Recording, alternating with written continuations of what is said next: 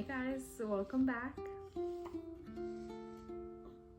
We have added the newest member to our family. Do you want to say hi? You're so awake right now. Do you want to say hi, everybody? Hello. Is she not the most precious thing you've ever seen? Did you just poop on me? Oh my goodness. You got some timing, girl. So I'm going to be telling you guys all about her birth, our birth, and our birth story. It was my first time being induced, and I was very nervous for having an induction, but I think it probably went about as well as it could go. You better not fall asleep. I gotta change you in a minute now. So I did film some in the hospital, but I didn't do a very good job at filming a whole lot. So just thought I would sit down with you guys and tell you about the birth while I share some clips and some little videos that I have from in the hospital. I cannot believe you're pooping right now. So Monday, March 17th, I went in to labor and delivery because I just wasn't feeling right.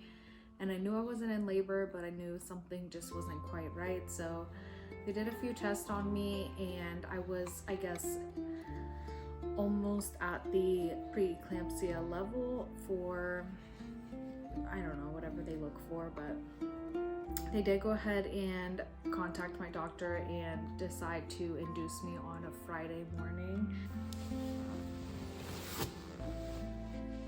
You are so awake right now. So they scheduled me to be induced on Friday, March 21st. I did have a doctor's appointment already on Wednesday, so I just went ahead and kept that. My doctor's appointment was actually an ultrasound to measure the baby's weight, because they were measuring her a little bit big towards the end of my pregnancy. So I went in on Wednesday for my doctor's appointment, and they measured her at 9 pounds, which literally scared the life out of me. My doctor already started mentally preparing me there for a C-section, a possible C-section. I told her I absolutely did not want to have a C-section, no matter what, like almost no matter what. Obviously, I would go into an emergency C-section if I had to, if the baby's life was at risk or if I was at risk for anything, but just really wanted to try to have my third natural birth. Are you looking at them? You trying to figure that out? You're so awake right now. So after that appointment, I was feeling a little discouraged and kind of a little sad. I asked if they would just induce me that night, that way we could get the process started, but they actually pushed me to Thursday night. So a Thursday night at 6 p.m. was my scheduled induction date. Thursday came around and I got all ready to show up at the hospital. I called them and they actually did not have a bed ready for me. So we ended up going out Thursday night, just me and hubby. We went to dinner at a place called Firebirds here in Greenville, and we just kind of spent some time together until the hospital called and told me that they did have a bed ready for me. Luckily, it wasn't long after my induction scheduled time that they actually had the bed ready. So I think we were in there and I was already checked in and in a bed by about 7:30 on Thursday night. I was having pretty steady contractions, which I had been having for literally like the last 3 weeks of my pregnancy. I was contracting, but I was only a centimeter dilated the whole time. So there was still no progress when they checked me when I first got in, but they decided to try and let me labor naturally. They thought this was going to be the best outcome for me. So it was from about 8 o'clock until 12 a.m. when they decided to go ahead and start me on Cytotec. Cytotec is like a little pill that you can take to help soften your cervix. It's supposed to work really well, and since I was already contracting a lot, they went ahead and gave me the smallest dose of Cytotec that they could. So that was around 12 a.m. Basically, we just slept in the little triage room for the night. They didn't really do anything else with me on Thursday night, and then Friday morning came along and they checked me again and nothing was happening. I still wasn't showing any signs of progress, so they went ahead and started me on Pitocin. At this point, I got moved to a labor and delivery room, and like I said, they started me on Pitocin, which is like an IV drip, and it's supposed to help speed up labor and contractions and all that. So I started on the smallest dose of Pitocin, and I can't really remember how long I was on that. I think around 7 a.m. is when they started me on the Pitocin. And then my pain did start intensifying. However, I wasn't showing any signs of progressing still. They came to me and told me that I could take my epidural whenever I wanted, which at that point I was not in enough pain to want an epidural. But then they came back and said I kind of had two choices for an epidural. I could get it at 10 a.m. or at 12 p.m. that day. Waiting till 12 p.m. sounded a little nerve-wracking for me, so I did go ahead, and at 10 a.m. I got my epidural. Now looking back, I wish I wouldn't have got it so early. But they did give me the choice, and I did take the earliest time just because I was in a little bit of pain. I just wasn't in enough pain to really need that medication yet. After they administered the epidural, I actually started dropping blood pressure. So I was having these spells where my blood pressure would drop a whole lot, and I was getting so dizzy and lightheaded. So they did have to monitor me for a little while. They came in and did regular blood pressure checks. And even though that was a little scary, it did not cause anything too serious. So I was worried at one point, like, oh my gosh, this is really gonna turn into a C-section. But luckily, I was able to get through the couple hours of my blood pressure dropping. They did come in and lower my Pitocin at that point, and they also lowered the epidural, like, I don't know, the strength of it, I guess. I think it was at a 10 when they gave it to me, and they brought it down to a 7. So that really helped my blood pressure kind of even out and go back to normal. And also I wasn't feeling lightheaded anymore. So now it's about the middle of the day. It's like 12 p.m. and I have my epidural, and they have upped the Pitocin to probably like the halfway mark, and I still was not progressing at all. I was showing no signs of my cervix softening. I wasn't dilating or anything. So I think we kind of all started like wondering what's going on. They ended up bringing the doctor who will deliver me in, and he came to see if he could break my water. So he tried to go in and break my water, but the baby was pushing back, he says. So she was like floating back up further away, which you can't really break your water if the baby is not in position because it's dangerous for them. He chose not to break my water in that moment. They upped my Pitocin to basically the max that you can get, the max drip. And at this point I was feeling a whole lot of pain, not so much down low, but just like, I think from being in the bed so long, my body was just aching and I was so tired. Now they bring in a specialist, which she specializes in like different positions that you can lay or do to bring the baby down further. It's probably about like 2 or 3 p.m. at this point, and she comes in and sees me, and she basically tells me she's not sure why I was even induced.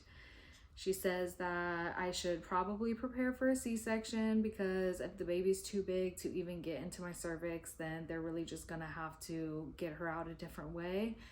And she made me really nervous, but she did go ahead and put me into a position called the throne. So they dropped my bed all the way down as low as they could, and then they set the top of it up as high as they could. So basically I was sitting in like a throne position. This happened around 3:30, I would say, and by 4:30 they came in to check me. They also brought the doctor in, and he was finally able to break my water. So the throne position actually worked really well. It brought the baby down far enough to where she was safe enough if my water got broken. I was pretty happy at this point. I know once my water broke with my other 2 kids, I delivered them within 2 hours of my water breaking. So I was having really high hopes at this point. It was about 5 o'clock, and I was definitely feeling a lot more pressure and a lot more contractions, like they were coming on a lot. I did have my epidural still, so I wasn't like in pain or anything, but I can just tell that like my body is finally doing something. They gave me the peanut ball, which if you guys don't know what the peanut ball is, it is like godsend for labor. So once the baby is in your cervix, the peanut ball just helps like really continue to bring her down more. So they put me on the peanut ball, I think around 5:30 or 6. I'm not really sure at this point, but I know everything started happening so fast now. So I'm on the peanut ball for maybe an hour, probably not even an hour, having intense pressure down low. Before they put me on the peanut ball, they did check me and I was probably 5 centimeters dilated. She said I was like a 4 going on a 5. So progress was definitely happening. But then after I was on the peanut ball for a while, they went ahead and came in and checked me again and I was 8 centimeters dilated. You okay, mama? Baby arms. I'm finally feeling like, okay, I'm going to be able to deliver this big old baby naturally. I am excited at this point. I'm ready. So I'm feeling a lot of pressure. They offered me a medication that goes into my epidural, so it would just kind of lessen up the pain because I was in a lot of pain at this point. They come in and they give me this medication that my body instantly like goes numb. So I cannot feel anything. So I did call my nurse and tell her that I was feeling quite a bit of pressure, but I was a little nervous because I wasn't feeling enough and I wasn't sure if I was going to be able to feel when I had the urge to push. So she came in and talked to me for a little bit, and then it was actually shift change at this point. So it was like 7 p.m. or I think about 7:30 is when they were changing out nurse staff. And she brought in the next nurse who was going to be taking care of me. And she said, if I have this baby within the next 15 to 20 minutes before she leaves, she was going to come back in and deliver her because she really wanted to be there for her birth. But sadly, it didn't happen. So she ended up leaving and I called my new nurse in because I was definitely starting to feel the pressure, like the urge to push. You okay, mama? I was definitely starting to feel that urge to push, and you just can't mistake the feeling like you need to push a baby out. You just kind of know when it's time. So even though I was only 8 centimeters dilated about 20 minutes ago, my nurse did come back in and she checked me, and at that moment she didn't even say anything. She just instantly started grabbing lights and equipment, and she was like, girl, it is time for you to push. So we started pushing there, just me, her, and my husband. All right, let's go check on your diaper.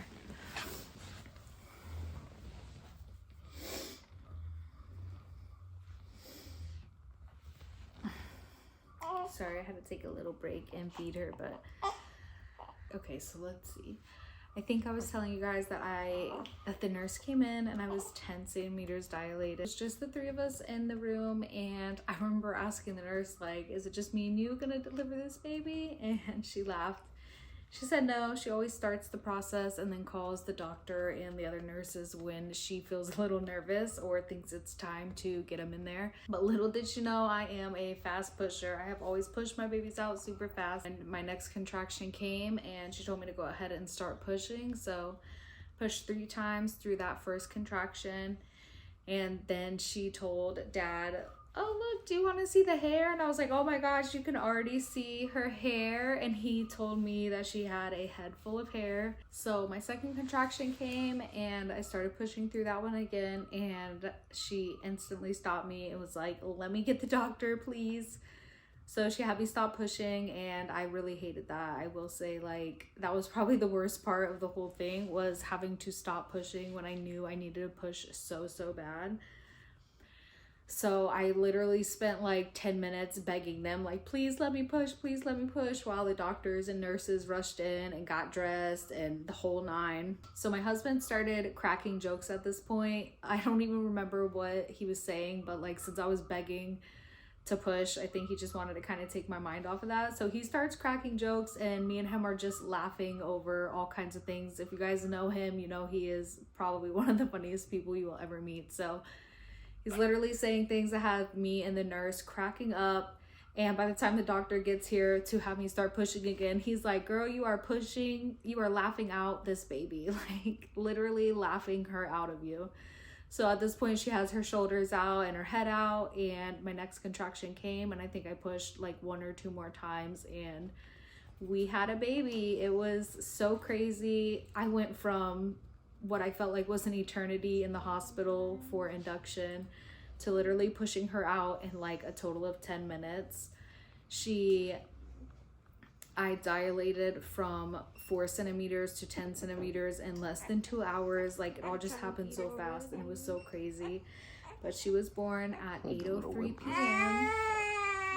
and we did not have a name for her. That was another thing that we kind of were joking about, was just the fact that she's coming out as baby no name to start off her little life. But in order to leave the hospital, we did have to name her. So everybody meet Azaliah Rae. That is her name. Azalea like the flower. We just spelled it a little differently. I'm sorry, did I disturb you?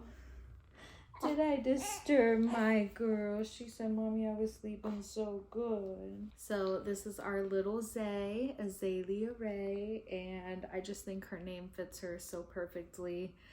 I did not name her. My husband did. He's actually named all of our kids at this point, but if it was up to me, I think my kids would be like baby number 1, baby number 2. Like, I just hate naming kids. I know it has to be with them for the rest of their life, and I never wanted to name them something that was just like everybody else. So I just have always had such a hard time picking names. So I'm thankful for him and all the great names he's come up with for all of our babies. After birth, it was really well. I feel like the nurses and the staff there took care of me so well. Way better than my hospitals in Florida. And it's funny because I really enjoyed my births in Florida. I thought the hospital and the staff was great, but it was just honestly nothing compared to the treatment and the care that I received here in South Carolina. Everybody was so attentive towards me and obviously the baby, but just feel like the mother's treatment was exceptional, and because of that I've had such an amazing recovery. I really owe it all to my nurses. They were all so amazing. My kids had made me some cards for me and the baby for while I was in the hospital, and I ended up giving one of the cards to one of the sweetest nurses that I've ever met.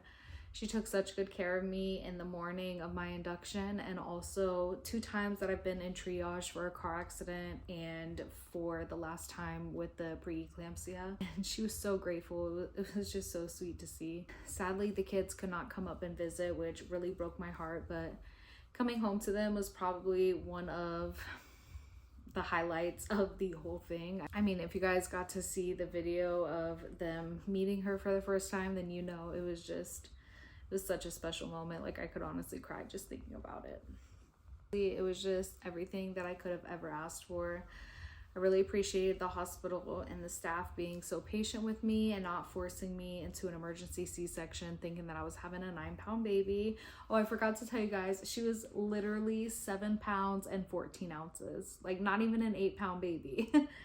I was so grateful that they were so patient with me, because if I would have had to have a C-section because of the thought of her being too big to fit through my cervix and then her come out the size she did, I probably would have been crushed. But she was such a good baby in the hospital. She started breastfeeding really well. She was latching great right off the bat. So I am really thankful for that, because I had such a difficult time breastfeeding my other 2. Everything's just been so smooth, and I'm really grateful for such an amazing birth, especially after the last month of pregnancy. It was really, really hard on me. So I'm just grateful to have been able to experience this one last time. We will not be doing this again, I already know.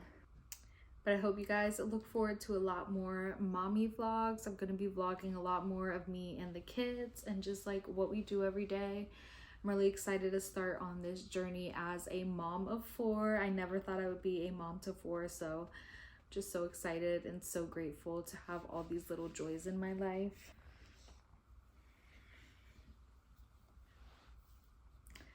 So this is my little Azaliah, my beautiful flower girl. And I just love her so much.